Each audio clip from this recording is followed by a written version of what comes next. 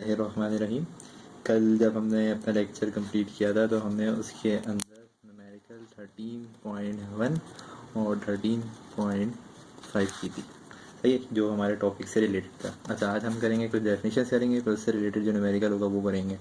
तो हमारे पास पहली जो डेफिनेशन है वो है आज कन्वेंशनल करंट की।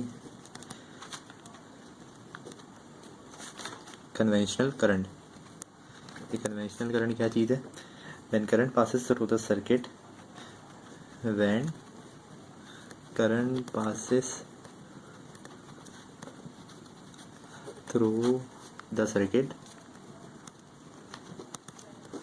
from higher potential to the lower potential to lower potential,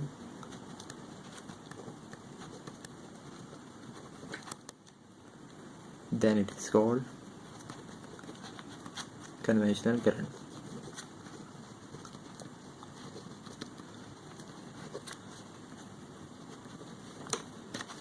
then it is called conventional current. अब एक और करंट है, वो है हमारे पास इलेक्ट्रॉनिक करंट। इलेक्ट्रॉनिक करंट क्या चीज़ है भाई? Electronic current. अच्छा भाई, इलेक्ट्रॉनिक करंट क्या है? इसके अंदर क्या था भाई? When current passes through the circuit from higher potential to the lower potential. इसके अंदर इसका इन्वर्स है, मतलब कि when current passes through the circuit from low potential to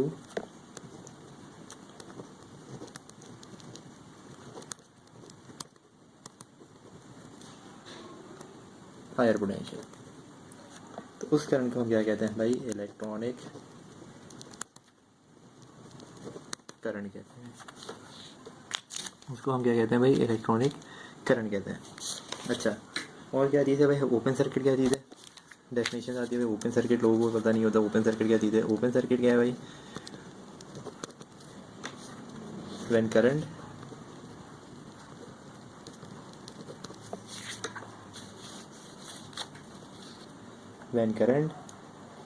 does not pass through the circuit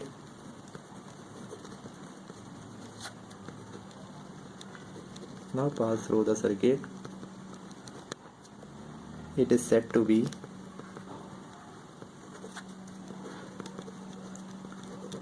open circuit. बिल्कुल इसी तरीके से हमारे पास क्लोज सर्किट है भाई। क्लोज सर्किट क्या है? क्लोज सर्किट जो है वो इन्वर्स है ओपन सर्किट का। तो क्लोज सर्किट के अंदर क्या होता है भाई? When current passes through the circuit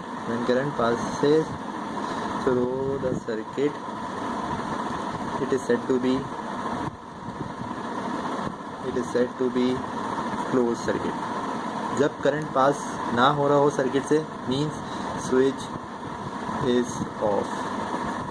तो मतलब क्या है भाई? स्विच ऑफ है। और क्लोज सर्किट का मतलब क्या है भाई? Switch is on. कि जब स्विच ऑन होगा तो मतलब करंट पास होगा। जब सर्किट से करंट पास हो रहा होगा तो उसको हम कहेंगे क्लोज सर्किट, और जब करंट पास नहीं हो रहा होगा तो उसको हम कहेंगे ओपन सर्किट। अच्छा, अब डेफिनेशन आ जाती है भाई रेजिस्टेंस की। रेजिस्टेंस क्या चीज़ है? वो फोर्स जो करंट अपोज करे उसको हम कहते हैं resistance. The property of a conductor, ऐसी प्रॉपर्टी कंडक्टर की, the property of a conductor which opposes the flow of charges due to collision between vibrating molecule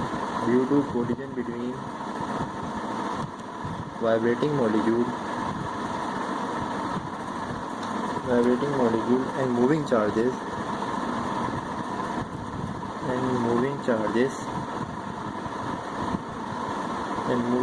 is known as resistance। इसको हम कहते हैं resistance, is known as resistance. मतलब कि the property, वो property of a conductor जिसकी वजह से करंट अपोज हो रहा हो फ्लो होने से, करंट रुक रहा हो फ्लो होने से। किस वजह से करंट रुक रहा होता है? Collision between the molecules, between vibrating molecules and moving charges. और जो मूविंग चार्जेस उनके दरमियान होते हैं, इसकी वजह से करंट अपोज हो रहा होता है, फ्लो नहीं हो रहा होता, उसको हम कहते हैं रेजिस्टेंस। रेजिस्टेंस कैसे कैलकुलेट किया जाता है? रेजिस्टेंस हम इस तरीके से कैलकुलेट करते हैं by Ohm's law. Resistance can be calculated calculated by Ohm's law. इसके तरीके हो सकता है भाई ओम्स लॉ के ज़रिए क्या होता है, R equals to V upon I. इस फॉर्मूले के थ्रू हम किसी भी चीज़ की रेजिस्टेंस को मालूम कर सकते हैं।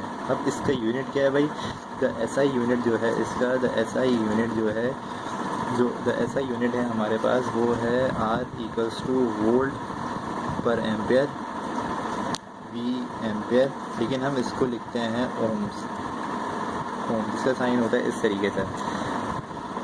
सही है। अब ओम्स की डेफिनेशन अगर हम देख लेंगे भाई कि ओम्स क्या चीज़ है, तो ओम्स हमारे पास इस तरीके से है कि ओम में क्या होता है, if 1 ampere current is passes through a conductor due to 1 volt of electric potential, is resistance of a conductor is 1 ohm. If 1 ampere current, अगर 1 ampere current, 1 ampere current passes through a conductor, pass हो रहा हो conductor के through, passes through a conductor due to 1 volt of electric potential across it, the resistance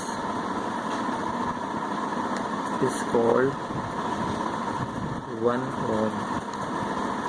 If 1 ampere current passes through a conductor due to 1 volt of electric potential, 1 volt of electric potential के ऊपर अगर 1 ampere current pass हो रहा हो, उस 1 ampere current pass होने को हम कहेंगे भाई वो रेजिस्टेंस है इसकी।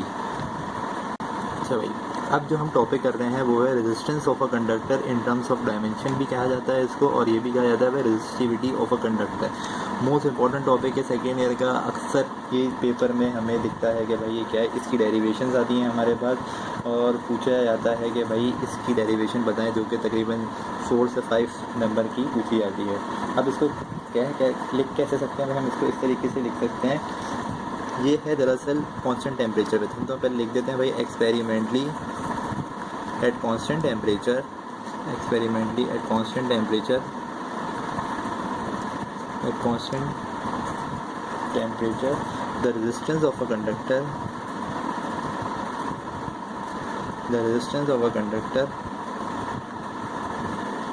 of a certain material, एक पर्टिकुलर मटेरियल की, of a certain material is directly proportional है भाई, is directly proportional to the length के L, जिसको हम L से डिनोट करेंगे, एंड इन्वर्सली प्रोपोर्शनल, और इन्वर्सली प्रोपोर्शनल है, एंड इन्वर्सली प्रोपोर्शनल है to its area of cross section, to its area of cross section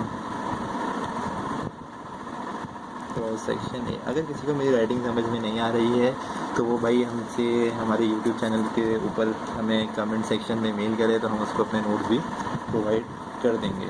जो टॉपिक वो पूछेगा उस टॉपिक की हम डिटेल उसको लिख के दे देंगे बाकायदा सही तरीके से। अभी तो दिल्ली एनिमेशन में समझाने की नीयत से ये चल रही होती है, तो इसमें हम समझा रहे हैं ज़्यादा से ज़्यादा और डेरिवेशन, लेकिन ये पर्टिकुलर किसी का नोट्स की फॉर्म में चाहिए, किसी भी से याद करना है उसको पेपर देने के लिए, तो हम वो चीज़ भी प्रोवाइड कर देंगे, लेकिन उसके लिए उसको कमेंट करें वो, हमारी वीडियोस लाइक और सब्सक्राइब करें। तो आर की वैल्यू हुई आर क्रॉस एल, जो कि डायरेक्टली प्रोपोर्शनल है लेंथ के, और इन्वर्सली प्रोपोर्शनल है किसके भाई, area of cross section A. तो भाई इक्वेशन 1 ये हुआ, इक्वेशन 2 ये हो गई हमारे पास। अब हमें क्या करना है, हमने दोनों इक्वेशन को कंबाइन कर देते हैं भाई, फ्रॉम इक्वेशन 1 एंड 2, हम इक्वेशन 1 एंड 2 को हमने कंबाइन कर दिया। आर इन्वर्स डायरेक्टली प्रोपोर्शनलिटी का साइन लगाया, L 1 अपॉन ए। अब प्रोपोर्शनलिटी का साइन हटाने के लिए हमने कोई कांस्टेंट लगाना होगा, तो हम लगाते हैं कांस्टेंट लगाया हमने, और कांस्टेंट क्या है भाई, L ओवर ए, कांस्टेंट लगा दिया हमने। अब देख सकते हैं कि भाई हमने R equals to R proportional L लगाया, डायरेक्टली प्रोपोर्शनल हमने कहा आर इन्वर्सली प्रोपोर्शनल है ए के, फिर इक्वेशन 1 एंड 2 को कंबाइन किया। वेयर अब इस कांस्टेंट को हम क्या कहते हैं, where the constant is called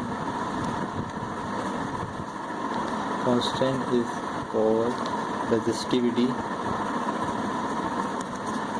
off specific resistance,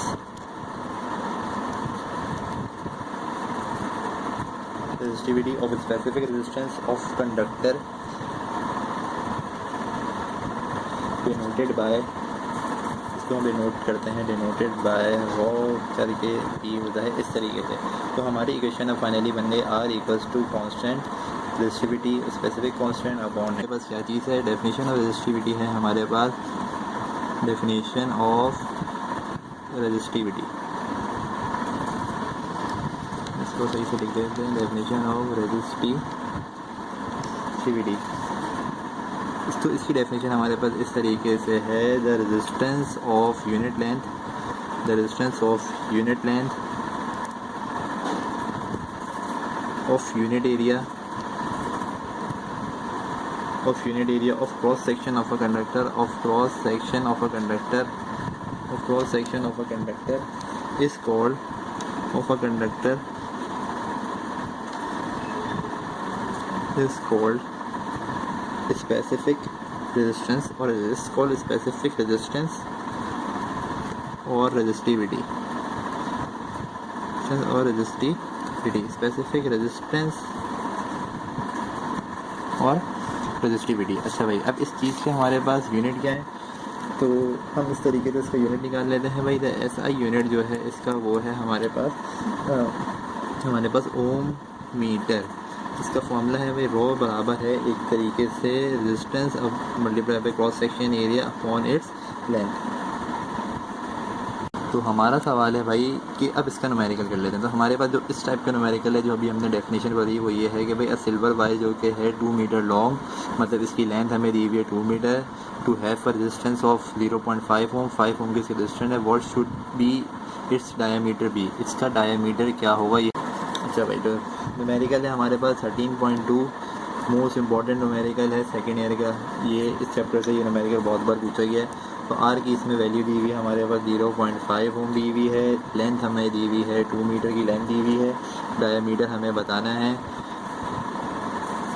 तो ये हमें पता होता है कि हमारे पास टेबल दिया जाएगा हमें कि रॉ की वैल्यू जो है स्पेसिफिक रेजिस्टिविटी की क्या दी हुई है जो कि वायर इस्तेमाल की है, जो कि वायर किसकी है, सिल्वर की है।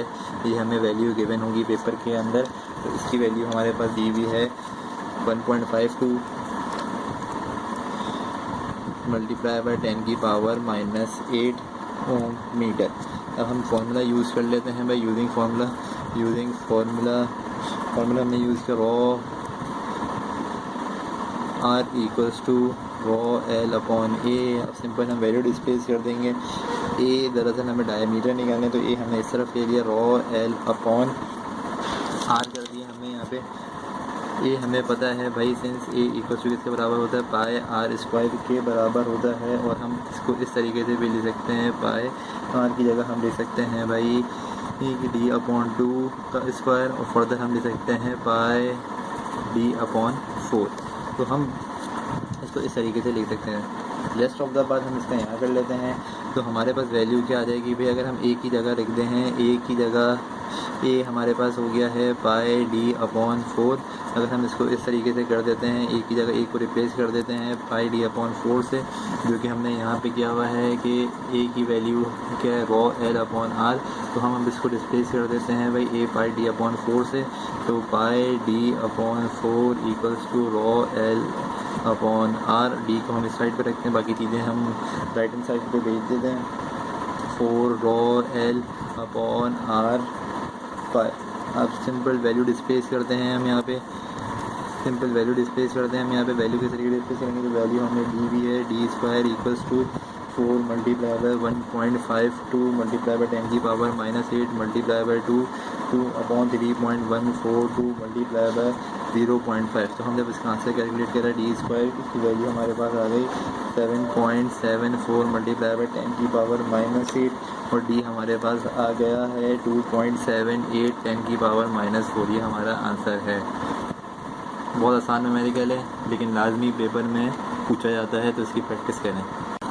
अगला न्यूमेरिकल जो इससे रिलेटेड है वो है हमारे पास 13.12, जो आप देख सकते हैं 13.12 के a 40 ohm register is to be wind from a platinum wire 0.1 mm in diameter, how much wire is needed, कितनी वायर उसको चाहिए है। उसके रजिस्टर बता दिए भाई कितनी ओम का रजिस्टर लगा हुआ है, रेजिस्टेंस बता दिए, प्लेटिनियम वायर की लेंथ बता दी है, और हमसे पूछा है हाउ मच रेजिस्टेंस, हमसे पूछा है कि हम उसकी लेंथ बताएं। 13.2 का हम सबसे पहले डेटा बना लेते हैं। भाई डेटा में हमारे पास डायमीटर की हमें वैल्यू दी हुई है 0.1 mm, लेकिन हमें इसको चेंज कर लेते हैं मीटर में, क्योंकि एक यूनिट में रखेंगे हम सवाल तो हमारा आंसर करेक्ट आएगा। 10⁻³ मीटर। आर की वैल्यू हमें दी हुई है 40 ओम्स दी हुई है। लेंथ दी मालूम करनी है हमें, और प्लेटिनियम की रॉ की हमें जो वैल्यू दी हुई है वो है 4 × 10⁻⁸ ओम मीटर। सिंपल क्या करेंगे, हम फॉर्मूला लाएंगे। भाई फॉर्मूला सबसे पहले सिंस हमें पता होता है कि एक इसके बराबर होता है पाई आर स्क्वायर, और आर स्क्वायर की जगह हम क्या ले सकते हैं भाई पाई d/2 का स्क्वायर, और हम अगर इसकी वैल्यू डिस्प्लेस करके निकाल लेते हैं, अगर हम इसकी वैल्यू डिस्प्लेस करके निकाल लेते हैं तो वो हो जाती है भाई 3.142, और d की वैल्यू है 0.1 × 10⁻³ का स्क्वायर/2। तो इसकी फाइनल आंसर हमारे पास आ जाएगा फाइनल आंसर इसका हमारे पास। और फिर उसके बाद तो इसका फाइनल आंसर हमारे पास आ गया, हमने जब कैलकुलेट किया 7.885 10⁻⁹ अच्छा, जब हम कैलकुलेटर में से कैलकुलेट करते हैं तो कभी कभार वैल्यू उस पॉइंट के बाद थोड़ी बहुत डिफरेंट हो जाती है, तो इससे घबराने की ज़रूरत नहीं है। फिर उसके बाद हम आ जाते हैं आर के फॉर्मूले में, जो की चीज़ हमें असल निकालनी है। आर का formula as we know that हमें पता होता है रॉ L/A होता है। एल की वैल्यू हमने रखी RA/ρ, और हम सिंपल वैल्यू डिस्प्लेस करेंगे भाई रेजिस्टेंस की वैल्यू हमें दी हुई थी 40 ओम दी हुई थी, मल्टीप्लाई बाय एरिया हमने निकाला है 7.885 10⁻⁹ और फिर उसके बाद हमने हमारे पास रॉ की वैल्यू है 4 × 10⁻⁸ और हमें क्या कैलकुलेट करना है लेंथ। तो हमारे पास लेंथ जब हमने कैलकुलेट किया तो हमारे पास लेंथ आ गई 2.85 मीटर। ये आज का टॉपिक हमारे पास ख़त्म हो गया। इंशाल्लाह अगली वीडियोस में अगले टॉपिक आएंगे।